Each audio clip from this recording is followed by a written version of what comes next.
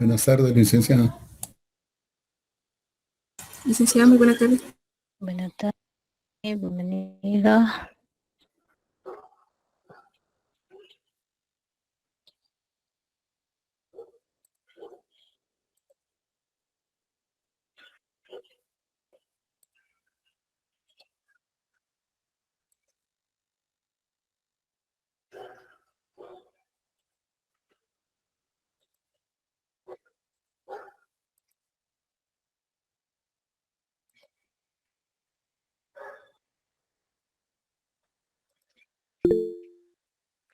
Hola Nancy.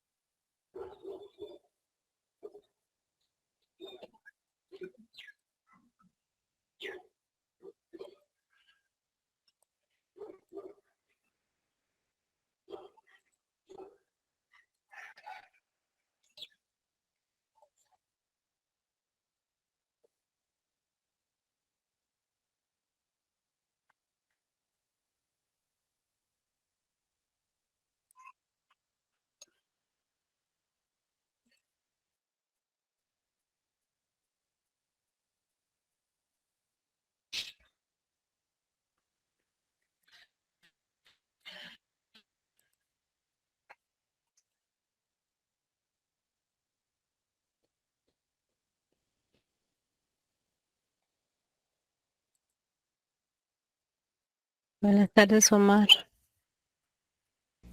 Buenas tardes, licenciada. Hola Seleni, buenas tardes.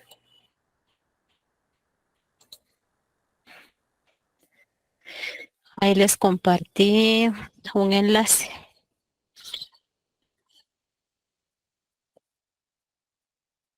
Me dicen si pueden, si se visualiza el documento o lo pueden descargar.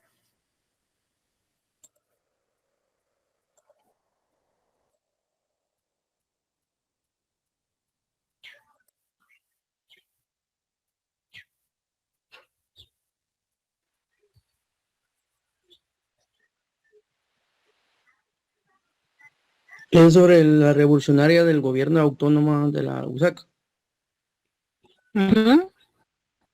Es el decreto 12.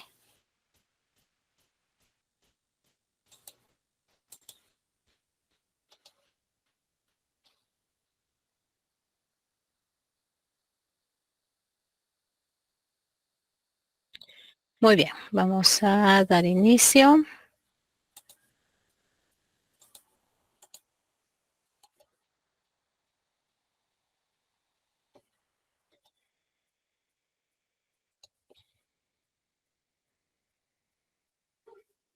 Bueno, estábamos analizando la universidad ya dentro de los años, la década de los años 20, ¿ya? Veíamos que a partir de 1918, durante la dictadura de Manuel Estrada Cabrera, pues la universidad pasó a denominarse Universidad Nacional Manuel Estrada Cabrera, ¿ya? En 1918 se llevó a cabo la reforma universitaria de Córdoba, ¿ya? O sea, que es en Argentina, pero tuvo repercusiones en América Latina, ¿no? Entonces, desde esto solo estoy haciendo como un repaso, ¿no? De proponer autonomía en las universidades, democratizarlas para permitir el ingreso a obreros y a no que la educación superior fuera para unos pocos, ¿no? Entonces, y también la libertad de cátedra, ¿ya? Dentro de algunos legados. Estos postulados van a repercutir de una manera muy tibia durante los años 20, pero era como se marcó el inicio, ¿no? Y esto se va a ver más reflejado ya con la revolución de 1944. ¿Qué sucede en 1921?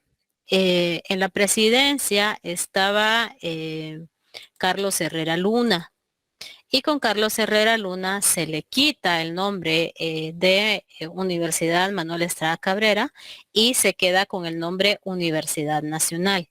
Todavía era una universidad pues de clase para personas que tuvieran recursos para pagarla, ¿no? Pero se estaba ya como abriendo sus puertas. Hubo una generación que se forma entre los años 20, ¿no? Dentro de esta generación hay muchos escritores, ya que dejaron un legado en grandes obras, y creo que algunos de ustedes habrán leído, dentro de ellos a Miguel Ángel Asturias, a César Brañas, Mario Monteforte Toledo, Enrique Muñoz Meani. Ya luego pues estuvo ¿cómo se llama? Otro escritor que era Manuel Galich, ¿ya? Entonces, pues estos son algunos de los personajes que se van formando dentro de las aulas de la universidad, ¿ya? Que posteriormente su influencia va a ser bastante fuerte, ¿ya? No solo dentro de la universidad, sino que en la vida nacional. Entre 1923 y 1931, pues se lograron algunas situaciones como de más apertura, ¿ya? Y de apoyo por parte del Estado, principalmente durante el gobierno de Lázaro Chacón, ¿ya? En donde él tenía una manera de ver la vida desde una filosofía que se le conocía como la teosofía, ¿ya? O sea, la teosofía se separa ¿cómo se llama? No es una corriente filosófica, ¿no? En donde se le otorga más valor al humano, ¿ya? Y separado ya de la cuestión de los asuntos religiosos, ¿no? Y pues se le apuesta mucho a la educación. Entonces, pues a la educación se le comienzan a otorgar algunas becas, tanto en el nivel primario como también en la educación superior. Y dentro de estos, pues algunos maestros reciben becas y se van a estudiar al extranjero, ¿ya? Dentro de ellos estuvo Juan José Arévalo, entre algunos, ¿no? Entonces, no solamente él, hubieron más, pero él es como uno de los más destacados. ¿Qué sucede en los años 20 dentro de la facultad o de la escuela de Derecho? Pues resulta de que conjuntamente con la caída de Manuel Estrada Cabrera, los estudiantes tuvieron una participación bastante especial. Participaron dentro de las filas del Partido Unionista, ¿ya? Y ese Partido Unionista organizó una de las protestas más fuertes entre los meses de abril, marzo y abril de 1920, ¿ya? Que presionaron, ¿ya? En donde también no solamente fueron estudiantes, sino que también fue parte de la sociedad urbana que solicita la renuncia del presidente, ¿no? Y que fue reprendida por la entonces Guardia Nacional. Y el ejército, ¿no? Entonces, finalmente la Asamblea Legislativa solicita pues la renuncia del presidente, declarándolo mentalmente incapaz de seguir en la presidencia, ¿no? Entonces, esa es una de las situaciones. Otra de las cosas es que también dentro de estas aulas, pues se retoma conjuntamente con la Facultad de Medicina la huelga de Dolores, ¿ya? Se organiza nuevamente para que circule la huelga de Dolores, ¿ya? y no solamente la huelga de Dolores, ¿no? Sino también se llegan a acuerdos entre el estudiantado para fundar el 22 de mayo, inmediatamente después de las protestas de 1922, de 1920, el 22 de mayo, la fundación de la Asociación de Estudiantes Universitarios, hoy AEU, ¿ya? Que esté como esté ya es otra situación, pero acá era aglutinar a los estudiantes de las entonces unidades académicas en un frente común, ¿ya? Para la organización estudiantil desde las diversas vertientes que tuviera de intereses, ¿no? Entonces, pues está el 22, esto fue el 22 de mayo de 1920 y por eso es de que cada 22 de mayo hay, ¿cómo se llama? Se celebra el Día del Estudiante Universitario, ¿no? Por eso es. A raíz de esto, bueno, sale la huelga de Dolores y se le fueron integrando a un año después varios de los elementos que conformaron ya en sí esa bufonada, ese movimiento satírico, ¿no? Cuya esencia pues era la sátira, la denuncia, ¿no? De los males de la sociedad que rodea. Por eso es de que la universidad no es aislada de la sociedad. Entonces, a raíz de esto, pues el estudiante Hernán Martínez Sobral de la Facultad de Medicina, pues dibuja a la Chabela, ¿no? Que la Chabela, pues es un nombre, ¿cómo se llama? De Isabel, ¿no? Se deriva de Isabel y que es bastante común, ¿no? Y también tenía que ser popular para que se identificara con la población, y muy de la mano con la muerte, ¿no? Que abunda en el país o abundaba en su momento debido a las distintas enfermedades, cuestiones también muertes de diversas, consecuencias de diversas cosas, ¿no? Entonces, pues también hacerla como una sátira, ¿no? Porque del dolor también sacar esa cuestión satírica, ¿no? Entonces, y se convirtió también en ese símbolo ya de ese desfile bufo. También al año siguiente, en el año 1922, se escribió pues ¿cómo se llama? La chalana, ¿no? Y con estudiantes dentro de la escuela de Derecho, ¿no? Estudiantes como Miguel Ángel Asturias, José Luis Valcárcer, la Chinche Barnoya, José Alfredo Calvo, David Vela, ¿no? Que fueron parte de los que escribieron con ejes, tenían como muy claro algunos ejes que debían de hablar. Tenían que hablar de la militarización de la sociedad, tenían que hablar también de política y tenían que hablar también de ¿cómo se llama? De la situación social. ¿Ah?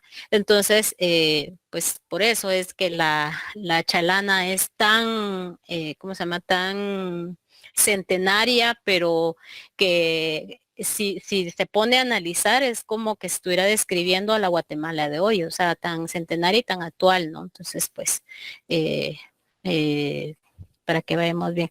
Una de las estrofas, vamos a ver si identificamos. ¿Quiénes son los matasanos? Hablando de facultades. Medicina. Los del emplasto. ¿Quiénes hacen experimentos en laboratorios? Farmacia. Farmacia. ¿Y los huizachines? Los abogados. Los, vamos a ver, creo que era, no era David Vela, bien era David Vela, que le llamaba, los rábulas le llamaba. Entonces, pues bueno, entonces esto es como una de las estrofas, ¿no? Entonces ahí pues ya ustedes ya la conocen. hablaba de esos personajes que se forman dentro de la facultad, ya que se formaron porque no había como es ahora dentro de la Facultad de Derecho una carrera de letras, ¿no? Sino había pues estudios generales y la Facultad de Derecho pues tenía una amplia, ¿cómo se llama? Aparte de tener una amplitud en los estudios, también tenía una profundidad bastante buena. ¿Ya? Entonces, se forma, uno de estos estudiantes, pues fue Miguel Ángel Asturias, y su tesis de graduación, ya esta es la original, ¿no? Que él la tituló El problema social del indio. ¿Ya? Es una tesis muy antropológica y es una tesis también bastante controversial. Ha sido analizada por varios escritores como racista, ¿no? Y pues es producto de su tiempo y también de la condición de clase que tenía Asturias, porque también tenía cierta cuestión de dinero, ¿no? Pero lógicamente este es un Asturias joven, ¿no? Tenía como 23 años aproximadamente cuando se gradúa. Y de notario ejerció muy poco, luego obtiene una beca para irse a estudiar a París, ¿ya? A estudiar antropología y a estudiar también cuestiones sobre gramática y cuestiones de filología. Y entonces pues se convirtió en lo que se convirtió. ¿Ya? Leer Asturias, cuando ustedes, creo que más de alguno ya ha leído alguna obra de Asturias y hay que irlo conociendo, porque no solamente porque fue egresado de la facultad, sino que también porque es parte de las letras guatemaltecas. ¿Ya? Son de las altas letras guatemaltecas, ¿no? Uno puede, ya luego de analizar un poco y ver algunos autores, pues es complejo acercarse a las letras de Asturias, pero hay que entrarle un poco a la novela. Ya él tiene si ustedes quieren saber cómo se escribió La Chalana, ¿cómo se llama? Lean Viernes de Dolores, para iniciarse con Asturias y ya pues entrenle posteriormente al señor presidente, ¿no? Entonces ahí tenemos a un Asturias ya en la década de los años 60, en el 67, pues ya obteniendo el premio Nobel de literatura, ¿no? Entonces, y sí, lógicamente cambió, ¿no? Cambió conforme fue haciéndose maduro, ¿no? Entonces, pues hay que entrarle, ¿no? Y es parte de esas cuestiones de un legado, porque cuando se va de Guatemala y se establece ya en otros países, pues como funcionario, como escritor, pues es algo que debemos de ir como valorando, ¿no? No dejarlo como un desconocido, y no solamente a él, sino a varios de los autores, ¿no? Bueno, ya veamos qué sucede ya en los años 30. En 1931, pues en el año 30 muere en la presidencia Lázaro Chacón y en unas elecciones que fueron convocadas, pues ganó este señor, Jorge Ubico, que gobernó entre 1931 y 1944. A nivel general, voy a hacer como una síntesis ya cuando nos toque específicamente esa temporalidad, pues ya me voy a detener un poco. Fue un régimen de mucho terror, fue un dictador, el último de los dictadores liberales. El primero fue Justo Rufino Barrios, el segundo fue Manuel Estrada Cabrera y este que fue Jorge Ubico. Gobernaron el país como que fuera una finca cafetalera, ¿ya? Muy en favor de un pequeño grupo, ¿ya? Y de defensa de esos intereses y de los intereses de las transnacionales como la United Fruit Company, ¿ya? Y sometieron al país en un régimen de terror muy fuerte. Entonces, cuando llegan ciertos, ¿cómo se llama? Ciertos dictadores al poder, no se le invierte a las cuestiones de beneficio social. Bueno, aquí nunca se le había invertido, ¿no? Y lo que se hace es más la explotación. No se le invierta a educación, y lo que había de educación pues tratan de irlo destruyendo, ¿ya? Entonces se aplican leyes que es para mantener controlada la población, como el reglamento de jornaleros, la ley contra la vagancia que prohibía todo tipo de reunión. Y quien era, algunos dirán, pues bueno, sí, hay que castigar a los vagos, sí, pero ¿quiénes eran vagos quiénes eran considerados por el gobierno como vagos en ese momento? Entonces, aparte también la ley de vialidad, ¿ya? Entonces, se prohíbe también la palabra obrero. Toda organización, todo tipo de organización social es considerada como enemiga, ¿ya? Es considerada como subversiva y como comunista, ¿ya? Valga la comparación con el contexto actual.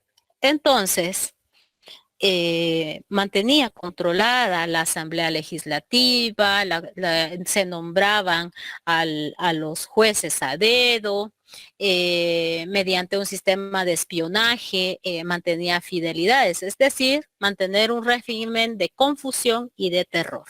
¿Ya? Ese era el punto fundamental. Y dentro de ellos, pues, de mantener controlada la universidad. Entonces, en palabras de Manuel Galich, que es considerado que era un estudiante también de derecho, era un régimen al que se le tenía pavor, se le tenía miedo.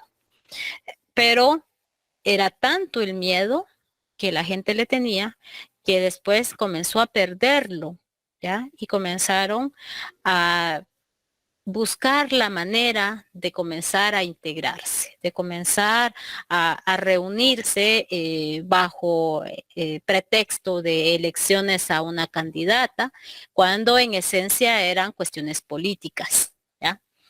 Y profesores ¿cómo se llama? Y el contenido de cátedras, pues eran decididos desde el despacho de instrucción pública, y el encargado del despacho de instrucción pública era un militar, ¿ya? Entonces, pues traían, era una cuestión bastante de mucho control, ¿ya? Entonces, era como el contexto.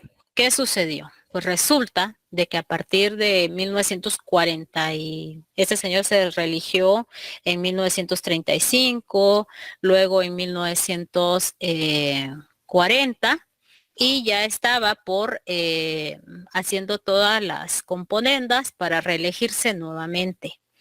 Entonces, pues ya la población pues estaba harta, estaba cansada, y comenzaron a comenzar a desobedecer, ¿ya?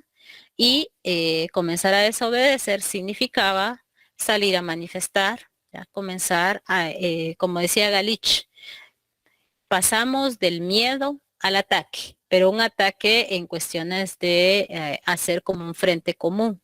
Y ese frente común, pues así estaba formada la universidad para 1938, ¿no?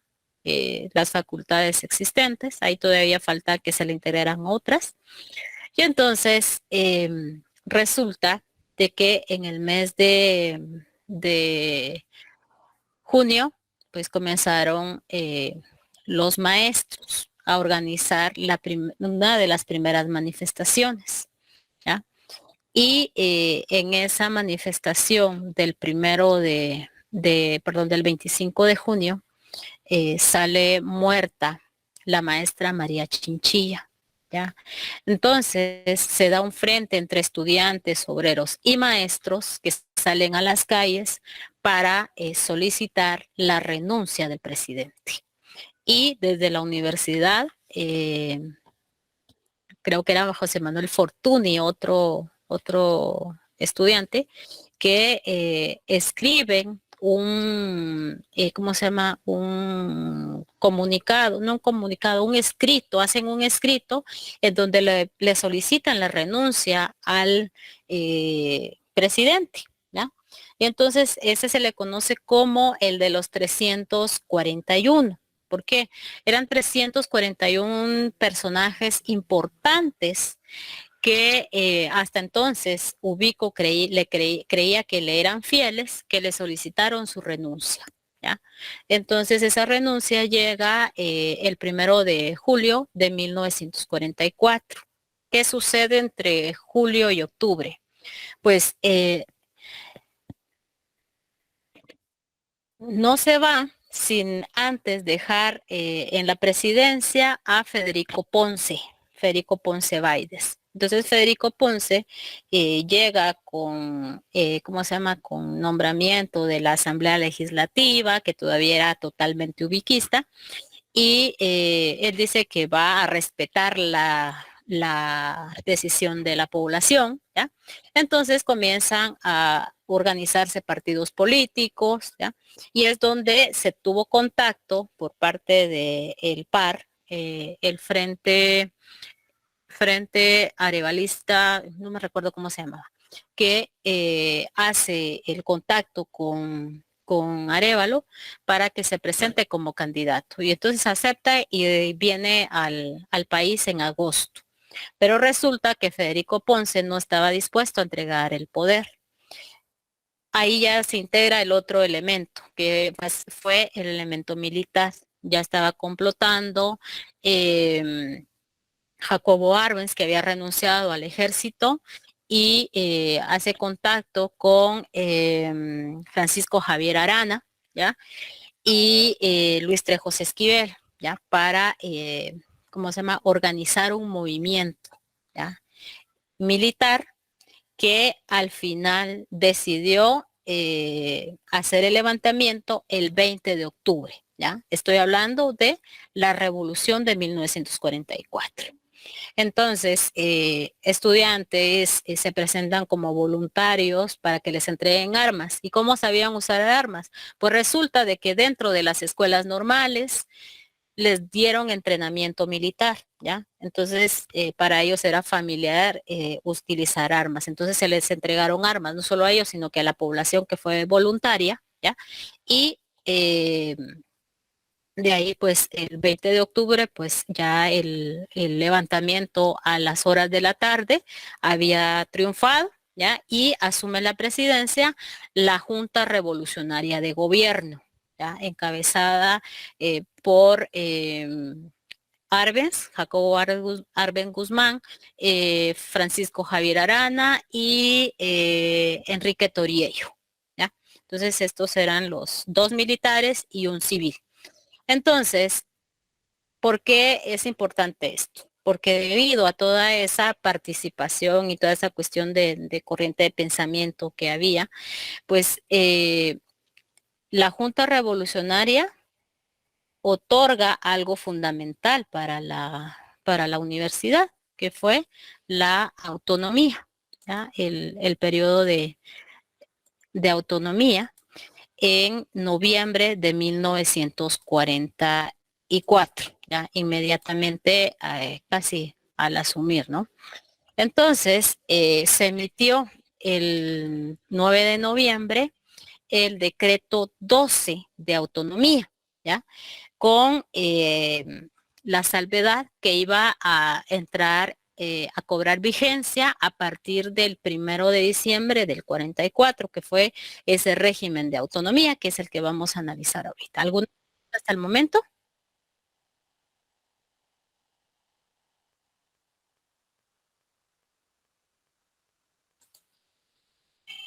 ¿No? Pudieron, perdón, pudieron descargar el documento.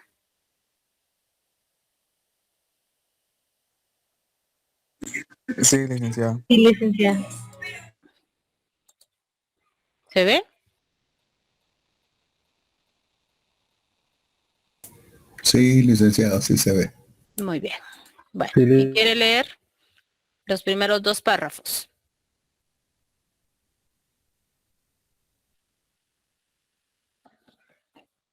Seleni, por favor.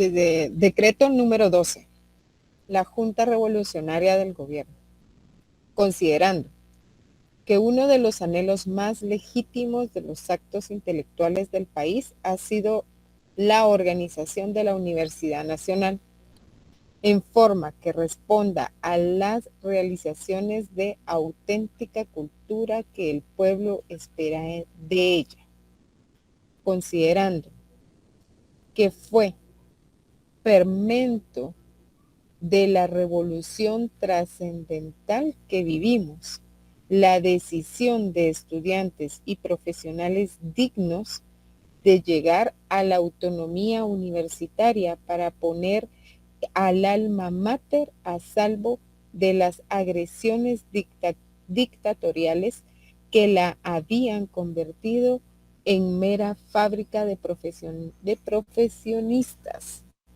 donde la libre investigación era anulada y el pensamiento perdía toda eficacia, al quedar bajo control hasta en sus más mínimos detalles. Muchas gracias. ¿Quiere leer los otros dos? Es cortito este decreto. Mejor lo que sigue. No todos, por favor, porque no va a alcanzar, que es muy cortito.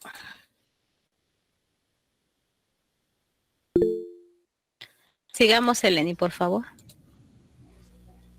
Considerando que la investigación de los numerosos problemas que confronta el país y la difusión de la cultura exigen una nueva orientación para la universidad y libertad para decidir acerca de su organización, propósito y fines. Por tanto, en uso de las facultades que le confiere el artículo 77 de la Constitución 23, decreta, artículo primero, la Universidad Nacional de San Carlos, con sede en la capital de la República, es autónoma en cumplimiento de su misión científica y cultural y en el orden administrativo. Artículo segundo. La Universidad Nacional tiene personalidad jurídica necesaria para el desarrollo de sus fines y para adquirir, administrar, poseer y enajenar bienes, contraer obligaciones y ejercer toda clase de acciones de acuerdo con la ley. Artículo tercero. Integran la Universidad Nacional de las siguientes facultades: de Ciencias Jurídicas y Sociales, de Ciencias Médicas, de Ciencias Económicas, de Ciencias Naturales, de Ingeniería, de Odontología, de Humanidades, de Ciencias Naturales y Farmacia, perdón. Y las demás facultades e institutos que en lo sucesivo se establezcan. Artículo cuarto. Mientras se emite la nueva ley orgánica de la Universidad Nacional y los correspondientes estatutos y reglamentos, estarán en vigencia las leyes que rigen, en cuanto no afecten el espíritu del prece decreto. Artículo quinto. El Ejecutivo dispondrá la manera de asegurar la autonomía económica de la Universidad Nacional. Artículo sexto. La ley orgánica decidirá la forma en que el Ejecutivo verificará la suprema inspección que le corresponde de conformidad con lo dispuesto en el artículo 77, inciso séptimo de la Constitución de la República. Artículo séptimo. Este decreto entrará en vigor el día 1 de diciembre próximo entrante y se dará cuenta de él a la Asamblea Legislativa de la República en sus próximas sesiones ordinarias, dado en el Palacio Nacional en Guatemala a los 9 días del mes de noviembre de 1944. Jacobo Arbenz, Jorge Toriello, Franco J. Arana, el secretario de Estado en el Despacho de Educación Pública, Jorge Luis Arriola. Muchas gracias. Bueno, entonces, ¿qué significa autonomía? Según lo que hemos estado viendo. Una autonomía religiosa, el desprendimiento de la parte canónica, básicamente ya no es, la educación ya no tiene que ser estrictamente religión, educación, sino solamente, como dijo, la libertad de cátedra, ¿verdad? Ya está fuera de, eso es lo que yo entendí. Ajá. Ciencia, priorizando la ciencia. A ver, Arnulfo. Buenas tardes, licenciada, compañeros. Yo entiendo la autonomía como la característica de poder regirse de manera independiente, solamente siendo tal vez, no sé si autofiscalizada o fiscalizada de manera externa y tomando sus propias decisiones. Eso es lo más importante, el tomar un gobierno independiente, ¿ya? Y entonces, pues la universidad, como la conocemos hoy en día, es producto de la revolución. O sea, la universidad es hija de la revolución, como está organizada con los fines, con la apertura que se tuvo a través de otorgarle la autonomía financiera también, ¿ya? ¿Y en qué consiste la autonomía financiera? A ver.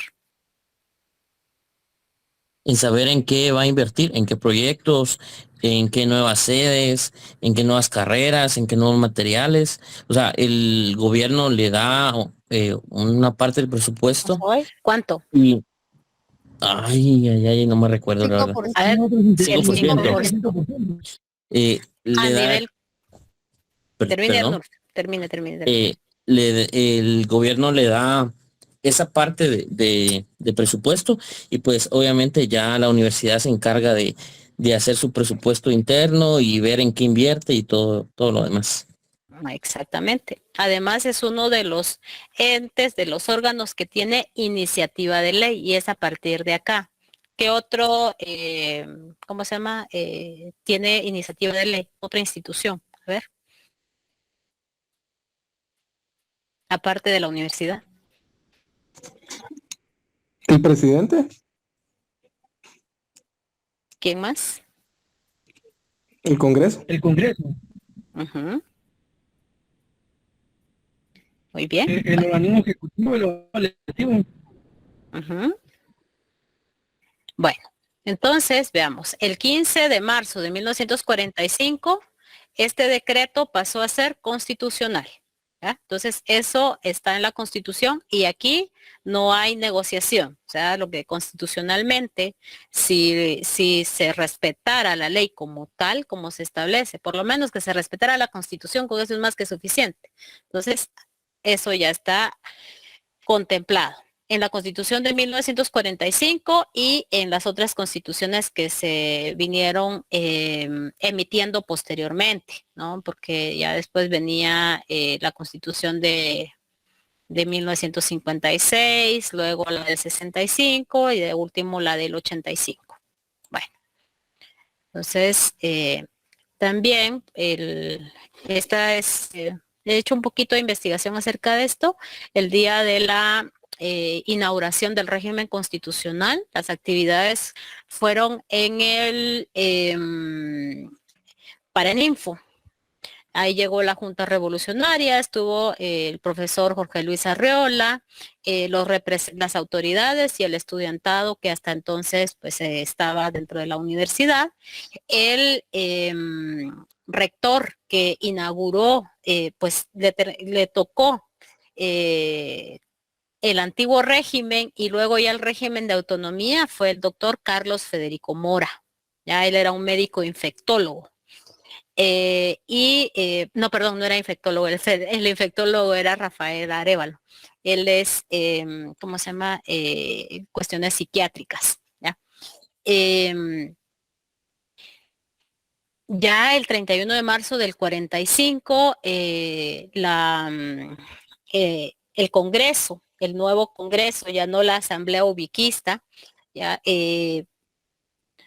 aprobó la ley orgánica de la universidad, ¿ya? Y esta ley orgánica fue ya modificada en 1947 y es la que está en la actualidad. Que han habido modificaciones, sí, pero pues ahí está pues, la ley orgánica de la universidad.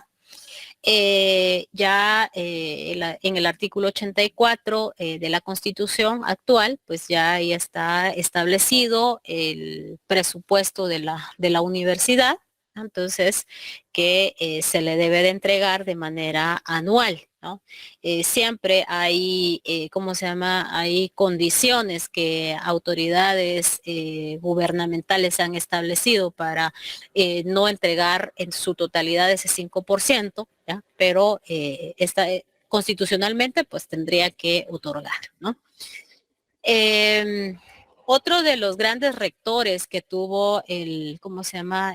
La universidad, pues fue el doctor Carlos Martínez Durán.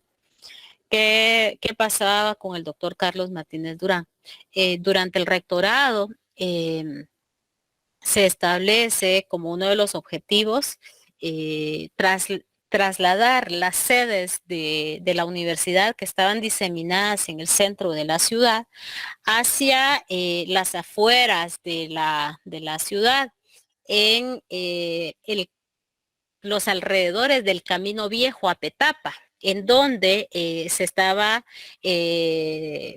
diseñando ya la zona industrial del país, ¿ya?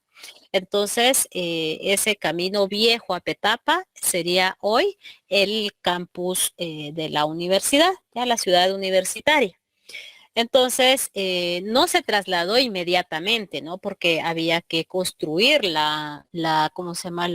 Los campos. Primero había que comprar las fincas, ¿no? Entonces, se compraron 3 fincas para la construcción de la ciudad universitaria, ¿ya? Y en su construcción, pues, participaron diversos arquitectos que se habían formado, no en Guatemala, sino que fuera de Guatemala, ya que acá la carrera de arquitectura, pues, no estaba desarrollada. Entonces, pues, esta es uno de los principales objetivos, ¿no? Entonces, el objetivo principal era, pues, concentrar los centros de investigación, y también la educación y la investigación en un solo espacio, ¿ya? Entonces, la primera facultad, y que se creó en 1950, si no estoy mal, fue la Facultad de Agronomía, ¿ya? Que fue la primera en trasladarse al campus de la universidad, ¿no? Incluso no estaba en el edificio donde está en la actualidad, sino que funcionaba en donde hoy funciona la Dirección General de Docencia, si no estoy mal, y otra parte es utilizada por la Escuela de Lenguas, que es el edificio de Calusac, ¿ya? Entonces, pues, esa fue por fases, ¿no? La construcción del campus.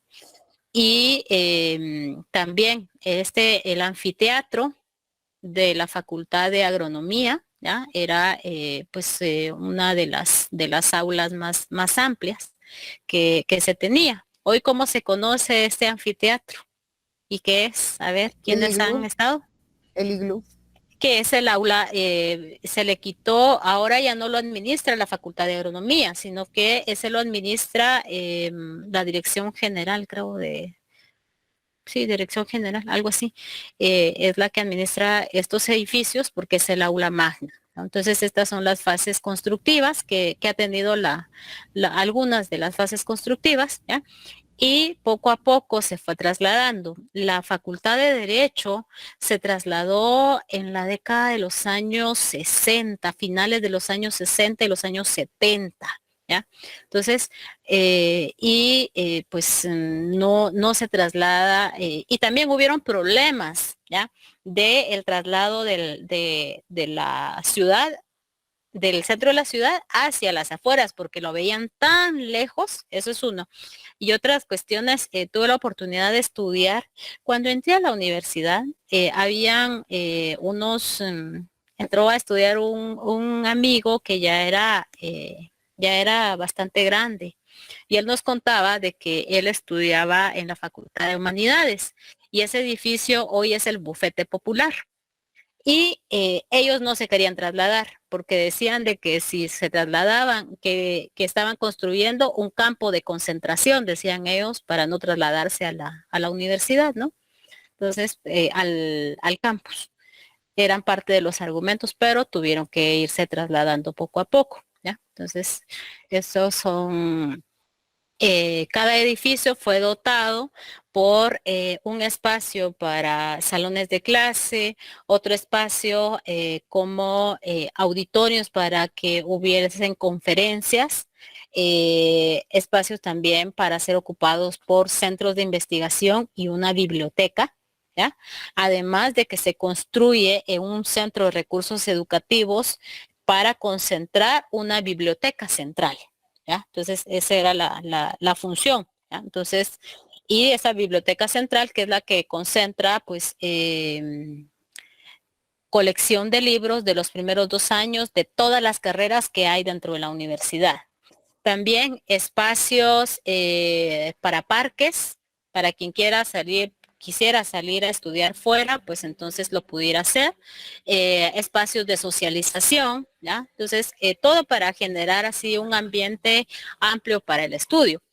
La planificación de la ciudad universitaria, como se concibe, estaba de los años 60 para que funcionara hasta el año 2000, ¿ya? Del año 2000 para acá es el caos que se ha generado, ¿ya? Entonces, la universidad ha ido creciendo, ¿no? Pero pues también eso no quiere decir de que se cubra todas las necesidades. ¿Qué sucede luego esos son cómo se ha ido transformando, ¿no? Las distintas generaciones que han ido pasando por las aulas universitarias? Esto es la construcción de los edificios de ingeniería, si no estoy mal. Y pues ya este es el edificio de rectoría, ¿ya? Entonces, dentro del campus. Y también en la construcción de esa ciudad universitaria, pues se desarrolló una propuesta arquitectónica muy nacional, tratando de imitar las construcciones de las ciudades mayas, ¿ya?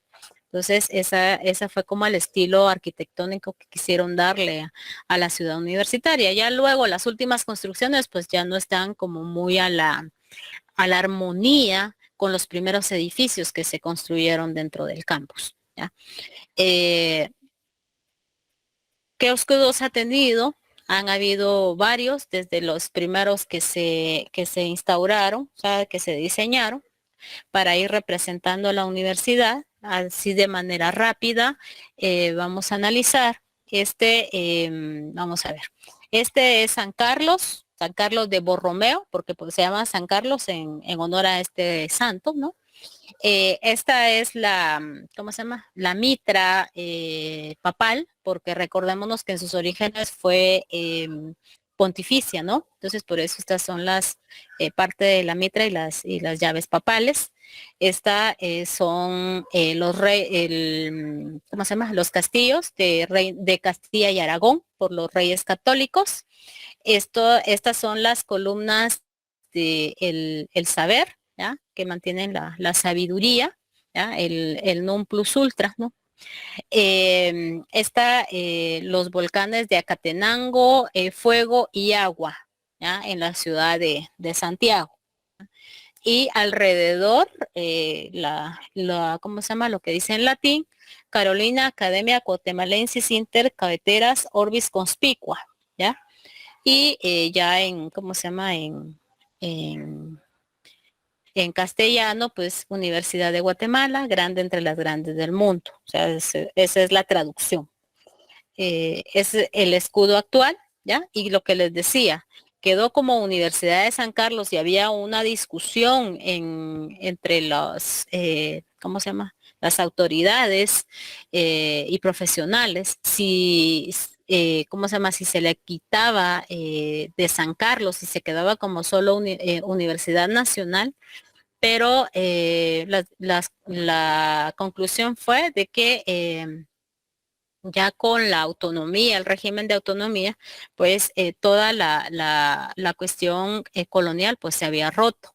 Y entonces era, se tomaba únicamente como algo simbólico, ya no como la esencia en sí de la transformación que se le había dado ya a la universidad. ¿Ya? Entonces, pues esto ya es más contemporáneo y la universidad hoy. Entre 1996, perdón, de los años 60 a 1996, pues la universidad a la par de o sea, parte de la sociedad. Muchos de sus estudiantes, profesionales y de trabajadores, pues tuvieron un papel preponderante dentro de la vida política de Guatemala, ¿ya? Y algunos se vincularon a los movimientos sociales, sindicatos, partidos políticos. Entonces, pues hubo dentro de los principales objetivos de las dictaduras militares, uno de los objetivos fundamentales fue la población civil, principalmente la población indígena, que la veían como la parte que nutría a los grupos insurgentes, así los veían, y por eso diseñan, pues se implementa el régimen de las masacres, ¿no? Y las matanzas, y metiendo en un solo saco a todos, ¿no? No diferenciando.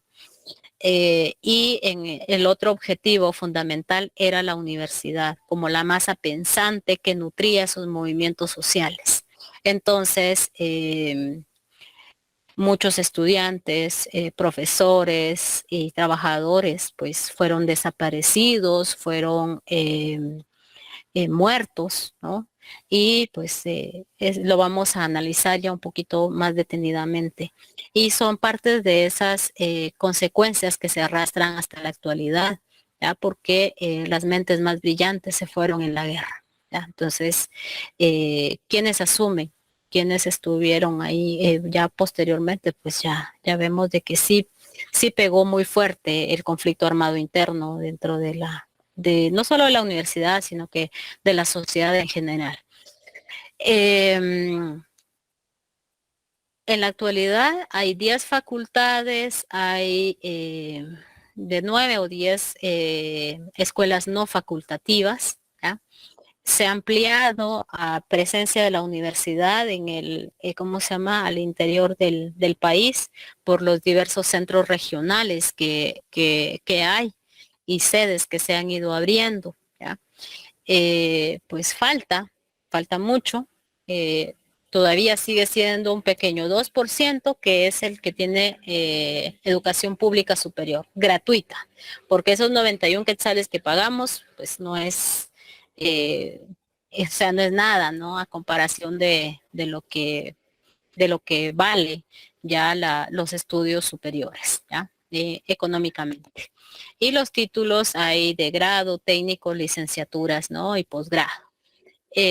Más o menos esta cantidad de docentes, esta cantidad de trabajadores en general, ¿ya?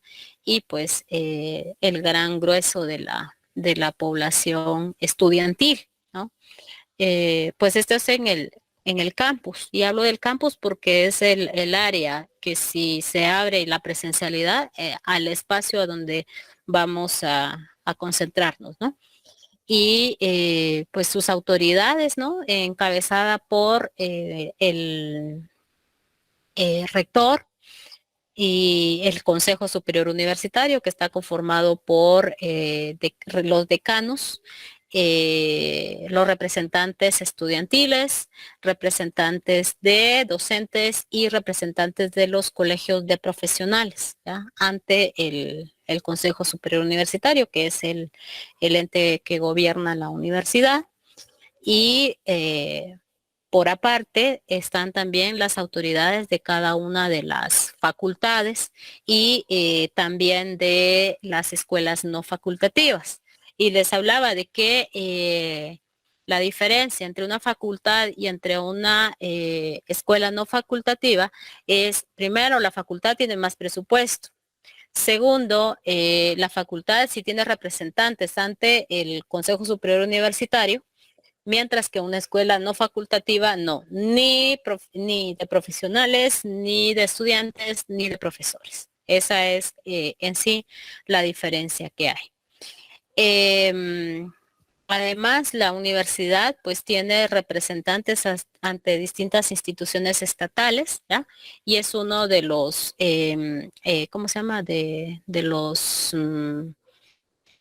espacios desde donde se busca hacer incidencia, ¿no? Pero ya hemos visto pues la manera en que se han ido cooptando ciertos espacios, ¿no? Entonces, pues las instituciones, les preguntaba quiénes tienen iniciativa de ley: el Congreso, el Ejecutivo, la Universidad, la Corte Suprema de Justicia y el Tribunal Supremo Electoral, ¿no?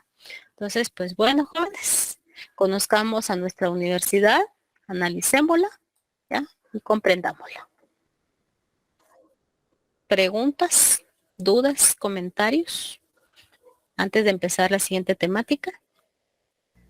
Licenciada, ¿por qué los edificios actuales, si debieran de mantener la estructura así, como maya, y eso ya viene como desde sus inicios, que esa estructura debiera de ser, quién realmente aprueba el diseño de estos nuevos edificios? Porque realmente es un montón de vidrio por todos lados que les cae un montón de sol. O sea, la diga. Van en contra de lo que ya está escrito, porque, o sea, pasaron por encima de lo mismo, de lo que ya estaba establecido. Establecido, exactamente. Rompe totalmente eso, pero ¿quién lo sanciona? Tendría que, en primer lugar, hay una ley de patrimonio. Ajá. ¿Ya? Hay un centro de estudios urbanos y regionales que tendría que tener voz y voto para decidir cuestiones dentro de. Y luego la dirección de, la DIGA creo que es la Dirección General de Administración, ¿ya? Entonces, esa es la institución que tendría que velar porque se cumplan los estatutos de construcción dentro del campus de la universidad. Pero correcto, como las autoridades, pues ya vemos que, como decían en la época colonial, las leyes se acatan, pero no se cumplen.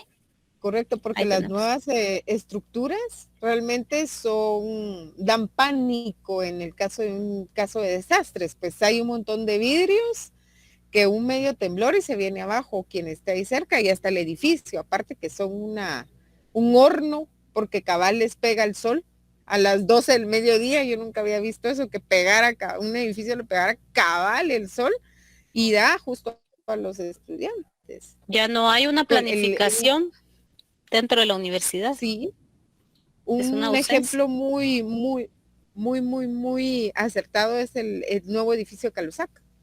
Está mal diseñado y yo, sin ser arquitecto ni nada, ni saber de eso, se logra ver. Pobres los estudiantes, están muriendo hacia adentro. Es un desastre completo. Sí. Hay inundaciones severas dentro de ese edificio y es uno de los más nuevos. Arnulfo había levantado la mano. Sí, licenciada, pues mi duda es un poquito de cultura general, digo, sobre cuando ustedes nos están enseñando sobre el escudo de la universidad, están las columnas con inscripción Plus y Ultra. Yo no sé si estoy recordando mal, alguien me había mencionado algo sobre las columnas de Hércules. que tenía algo Sí, que ver con eso. Sí, va. sí, son las columnas de origen, De ¿cómo se llama? Sí, sí, Gibraltar. sí, sí, sí, sí, sí, es eso. Sí son esas, ¿verdad? Sí, generalmente aquí se les traduce como las columnas del saber, ¿no? Que sostienen el saber de una institución educativa. Ah, bueno, y otra consulta, no, eso sí no, nunca lo he podido comprobar, que antiguamente las columnas de Hércules eran llamadas el fin del mundo. Pues antes de que se conociera América y todo el asunto, porque era el último punto de tierra del lado de Europa, ¿verdad? Ujú. Eso es cierto. Luego se cambia. Mire, hay muchas cuestiones dentro de la mitología, ¿no? Entonces, hasta aquí yo sí no le podría decir eso es cierto, porque para mí esto también es nuevo lo que usted me está comentando, pero déjeme ver y le investigo y le contesto en la próxima clase. Bueno, está bien, gracias. Muy bien. Licenciada, una consulta. La Facultad de Agronomía fue la primera que se pasó, pero antes de eso, ¿dónde se encontraba? En la zona, bueno, como tal, no No estaba existía. totalmente. Ajá. Ajá, la primera sede estuvo sobre la zona 10, en estas partes, como esas El eran jardín casotas. botánico. Ajá, no, esa Porque eso era estuvo, farmacia. no, O el el jardín. jardín botánico es en usufructo que lo tienen dado, esa no es propiedad de la universidad. Entonces, ¿cómo se llama? Cerca de donde estaba la Casa Crema, en donde vivía el presidente, esa era La la Casa primera, Blanca, que le la Casa llamaban, la Blanca, famosa. ajá. Entonces, esa era la primera sede ya, y por eso, como estaba en arrendamiento, y era la premura de construir la ciudad universitaria, los primeros edificios para trasladar a la Facultad de Agronomía. Y otra de las situaciones, la Facultad de Agronomía es producto también de la revolución y principalmente del segundo gobierno revolucionario, donde se le dio mayor empuje, porque el fin era preparar a esa masa pensante de profesionales en la agricultura que ayudaran a innovar y a mecanizar la agricultura en el país y darle un impulso para que conjuntamente con la reforma agraria ayudaran a transformar el país. Ese era uno de los fines. Y desde esa época le dieron el SEDA, la parte del fondo, lo que colinda con Montemaría, donde se Sí, van a hacer todas las prácticas. sí, Gracias. muy bien. Sí, y hay un problema, bueno, hay unos reclamos de que hay facultades que tienen, hay escuelas no facultativas que tienen mayor cantidad de estudiantes que piden convertirse en facultades, que facultades pequeñas como agronomía, la otra creo que es la facultad de veterinaria, ¿ya? Pero por la lógica de las ciencias técnico-científicas, por eso es de que no le han autorizado a las otras, a las que tienen mayor número de estudiantes, pues tener el mismo presupuesto que las facultades como agronomía y veterinaria, ¿no? Es una discusión. Miren, conocer la universidad e irse adentrando en ella es un mundo totalmente distinto y nos ayuda a comprender mucho más. Pues bueno, Sí, licenciada, porque le han querido quitar el SEDA. De hecho, agronomía, creo que fue la Facultad de Ingeniería, porque lo quería convertir en un severendo parqueo, porque ellos tienen un exceso de alumnos y se fue a un problema legal, pero ahí es donde se hace toda la parte de, pues, de práctica, básicamente. Ahí se cultiva, tienen los viveros, la experimentación. sí, toda la parte apícola, todo se hace allí. Entonces fue un severendo problema legal con ellos debido a que nosotros, o sea, la facultad no es para la cantidad, o sea, no ocupamos tanto espacio, pero sí se debe de hacer la práctica, ¿verdad? Sí, Y para eso sí se necesita mucho espacio. bastante. Y ¿qué otra cosa que también, otro de los problemas que se discuten es de que si habiendo una facultad de ingeniería, ¿por qué existe otra facultad que da el título de ingeniero? Entonces, como el caso de ustedes, ingeniero agrónomo. Correcto. Entonces, es otra de las discusiones, pero bueno, esa ya es harina de otro costal que vamos a discutir otro día. Sí, porque también se comparte una carrera con ingeniería y también está la misma discusión porque los estudiantes reciben en ingeniería y agronomía, pero ellos quieren el título de ingeniería, pero quien emite el título es agronomía. Entonces, cuando agronomía dijo ya no les doy el título, ingeniería dijo yo menos. Entonces se quedaban en el limbo. Sí, es toda una situación. Complicado, sí. Sí, pero es un mundo bien interesante. Bueno, entonces, pues, ¿algo otra intervención o empezamos la siguiente?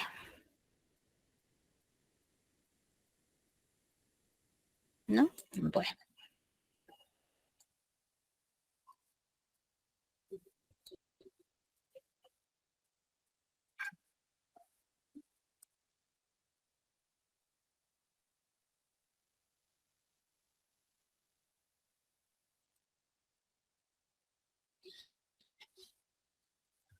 Bueno, vamos a ir a empezar a analizar, ya que vamos a empezar el mes de septiembre, ¿ya? Y vamos a ver el mes patrio. Y lo digo así, mes patrio, entre comillas. Sí, con lo que hemos estado analizando ahora, ha ido como un poco a contraparte de lo que hemos venido, de lo que ustedes conocían o cuestiones que hay que ir desmitificando el proceso de independencia aún más, ¿ya? Porque aquí vamos a analizar pues aspectos que son un poco controversiales, así de que por favor hay que tener esos criterios amplios para y esa apertura, ¿no? Para discutir, principalmente argumentar y platicar en sí este proceso, porque es un proceso, no es solo el 15 de septiembre de 1821, sino es una cuestión un poco más profunda. Entonces vamos a ver.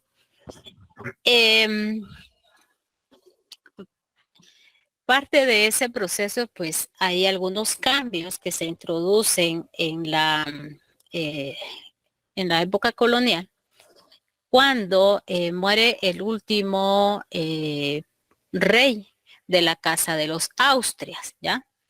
Y asume el control de la corona la Casa de los Borbones, ¿ya? Es decir, otra familia real. Entonces, al asumir estos el poder, introducen una serie de cambios que van desde lo económico, lo político, lo religioso y lo administrativo. ¿Ya? Son cambios profundos para gobernar tanto la metrópoli como también las colonias. ¿Ya? Entonces, a estos cambios se les conocen como reformas. ¿Ya? Y se dan en 3 etapas, ¿ya? Entonces tenemos la primera etapa, que es la etapa felipista, ¿ya? O sea, de los Felipes. Luego está la etapa de Fernando VI, ¿ya? Y la de Carlos III, que fue la más profunda, ¿ya? Entonces, este fue el rey Carlos III, ¿ya? Y vamos a ver en qué consisten esos cambios que se introducen. Bueno, dentro de las reformas económicas, España había tenido durante toda la época colonial, un monopolio comercial sobre sus colonias, o sea, las había controlado muy bien y no se podía comercializar con otro país, ¿ya? Más que solo con la metrópoli. Entonces, los puertos importantes para el, ¿cómo se llama? La para el comercio estaban ubicados en el área mexicana, en el área de la Nueva España, y era el puerto de Acapulco y el puerto de Veracruz, ya que eran los más significativos. Entonces, estos, ¿cómo se llama? Con las reformas, pues se aprobaron la apertura de puertos en el área de la Capitanía General, o sea, en Guatemala, en el Reino de Guatemala. Y se abrió el puerto de Santo Tomás de Castilla, ya ubicado en el territorio de hoy el departamento de Izabal, y el puerto de Omoa, en Honduras, ¿ya? Y muy pocas veces venía un navío, un barco de los más grandes a estos territorios, ¿ya? Y el principal producto de exportación, pues, era el añil. Entonces, pues, la apertura de ese puerto también trajo como consecuencia la entrada del contrabando por parte de Inglaterra sobre el territorio de la Capitanía General. ¿De qué territorio se apoderó Inglaterra, que está hoy al norte? Hoy ya es un país del área mexicana. Esto es siglo XVIII todavía. Y se recuerdan que Jimmy Morales lo quería recuperar en el año, ¿qué? 2018, con una consulta popular. Es pura cortina de una cortina de humo. Creo que metieron un expediente y lo sometieron a Belice a una consulta popular si querían medición o algo así, creo yo, para establecer las fronteras. Puro distractor para toda la corrupción que hay. Bueno, entonces se establecieron aduanas, ¿ya? Y en Guatemala se estableció una institución que se conoció como el Consulado de Comercio. ¿Qué objetivos tenía el Consulado de Comercio? El Consulado de Comercio tenía como misión hacer un análisis de qué productos podían comercializarse en el Reino de Guatemala, que le generara impuestos, que generara ingresos para la corona, ¿ya? Y los impuestos que ya estaban, hacerlos más fuertes, ¿ya? Cobrarlos, recolectarlos de una mejor manera, ¿ya? Y con esto lo que pretendían, esto nos lleva a lo político. A lo político porque, si se recuerdan, las autoridades coloniales eran nombradas desde la corona, ¿ya? En un primer momento, el virrey, el capitán general, los oidores, incluso ¿cómo se llama? El corregidor, era nombrado por la corona, pero ¿qué sucedió? Comenzaron las familias criollas, comenzaron a comprar los puestos, ¿ya? Entonces, esto ya no le convenía, porque esto ya era corrupción a la corona. Entonces, por eso trató de dividir el gobierno de una manera territorial y creó el régimen de intendencias, ¿ya? Los corregimientos ya iban a, las alcaldías mayores, perdón, ya iban a ser suprimidas, ¿ya? Entonces, por esto, acá se crearon intendencias en Comayagua, en San Cristóbal, hoy San Cristóbal de las Casas, o sea, Ciudad Real, y también en el área de, ¿cómo se llama? En Quetzaltenango se crearon otras instituciones. Bueno, ¿qué pasaba en el América del Sur? En el caso de el virreinato de el Perú, pues se comienza a dividir, ¿ya? Se creó el de la Nueva Granada, o sea, hoy sería Gran Colombia, sería Colombia, Ecuador y Bolivia, ¿ya? Para pues restarle el, ¿cómo se llama? El poder al virrey y a muchos funcionarios que estaban en el área del Perú. Para 1776, ya muy tarde, se creó el Virreinato de La Plata, ya en hoy sería Argentina y con jurisdicción también sobre Chile. Unas nuevas capitanías generales como la de Venezuela y la de Chile. ¿Ya? Entonces, pues estas eran las, ¿cómo se llama? Las instituciones territoriales que se van creando para dividir el poder y agenciarse más de recursos económicos. Con respecto a la administración eclesiástica,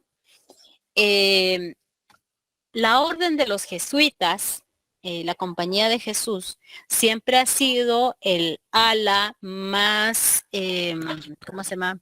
Como más revolucionaria de la iglesia. Ha sido muy organizada, es muy coherente, ya con respecto al pensamiento religioso, también con una vinculación con la población muy fuerte. ¿Ya? Entonces, de una manera administrativa, los territorios que tenía bajo su cargo la Compañía de Jesús, o sea, los jesuitas, era mucho más autónoma, ¿ya? Y lejos del control de la corona. Entonces, esto estaba en contraposición con el centralismo que estaban proponiendo los Borbones. Entonces, ¿qué sucede? Pues querían quitarse la piedra en el zapato. Entonces, por eso se decretó en 1767 la expulsión de toda América de la Compañía de Jesús. Y dentro de ellos, para el caso de Guatemala, se dio la expulsión, se fue Rafael Andívar, ¿ya? Quien desde el exilio pues escribe aquel su famoso poema El Rusticatio a la Mexicana, ¿ya? Extrañando pues el territorio de Guatemala, porque él muere creo que en Bolonia, ¿no? Se fue para Italia. Entonces, y esta compañía fue expulsada en 3 ocasiones de Guatemala. La otra va a ser durante los liberales, en los primeros liberales en 1829 y la siguiente va a ser en 1871, producto de la segunda de la reforma liberal, ¿no? Entonces, pues en esto iban consistiendo. Ya analicemos un poco ya mejor. Se crearon las intendencias, ¿ya? Estas fueron por órdenes del Real Consejo de Indias, ¿ya? Entonces, se creó la de El Salvador, la de Ciudad Real, hoy sería San Cristóbal de las Casas en Chiapas, la de León, Nicaragua, y la de Comayagua en Honduras, 1786, ya casi en las postrimerías del proceso de cuando inicia pues ya el siglo XIX. Se crearon nuevas alcaldías mayores, ¿ya? Para dividir más el poder y nombrar más alcaldes mayores que fueran peninsulares, ¿ya? Y se crearon los corregimientos de Chiquimula de la Serra, ¿ya? El del Quetzaltenango y una gobernación en Costa Rica, ¿ya? Entonces, de esta manera, pues repercutió las reformas borbónicas acá. Aparte de que queriendo frenar el ascenso político que estaban ya obteniendo los, ¿cómo se llama? Estos primero, los criollos, ¿ya?